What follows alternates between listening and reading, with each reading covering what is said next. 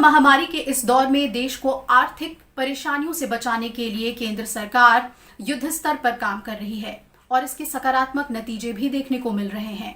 इसी क्रम में भारतीय रिजर्व बैंक ने आज देश के वित्तीय संस्थानों के लिए आर्थिक पैकेज का ऐलान कर दिया। आरबीआई के गवर्नर शक्तिकांत दास ने आज इसकी घोषणा की। उन्होंने कहा कि भारत विश्व के उन चंद गिने हुए देशों में शामिल है जिनका आर्थिक विकास दर आने वाले समय में भी पॉजिटिव रहने की उम्मीद है।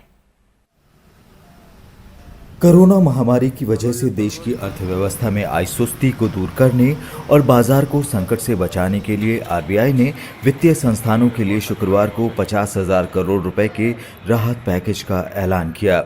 राहत पैकेज से 25,000 करोड़ रुपए राष्ट्रीय कृषि और ग्रामीण विकास बैंक यानी नाबार्ड को दिए जाएंगे।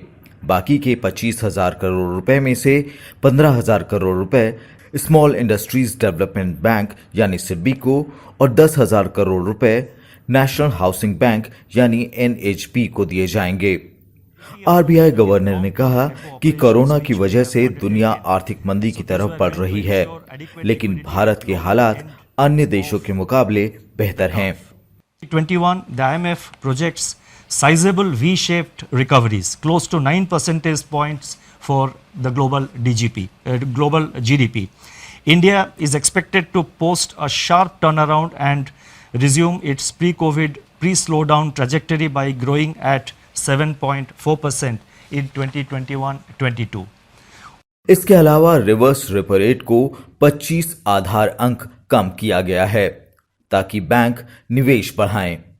रिवर्स रेपो रेट 4% से घटाकर 3.75% कर दिया गया है।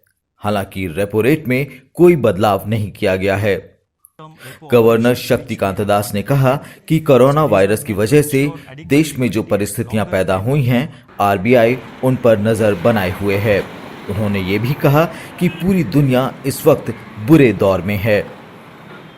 The IMF released its global growth projections, revealing that in 2020, global economy is expected to plunge into the worst recession since the Great Depression, far worse than what had happened during the global financial crisis. The IMF's economic counselor has named it the Great Lockdown, estimating the cumulative loss to global GDP over 2020 and 21 at around $9 trillion US, which is greater than the economies of Japan and Germany combined. Within this downturn, the projections are replete with even sharper declines in output in various countries. India is among the handful of countries that is projected to cling on somewhat tenuously to positive growth at 1.9%. In fact, this is the highest growth rate among the G20 economies as estimated by the IMF. RBI governor ने साफ किया कि ये कोई आखिरी घोषणा नहीं है। उन्होंने कहा कि स्थिति को देखते हुए रिजर्व बैंक आगे भी इस तरह की घोषणाएं करेगा। Bureau report, Rajya Sabha TV.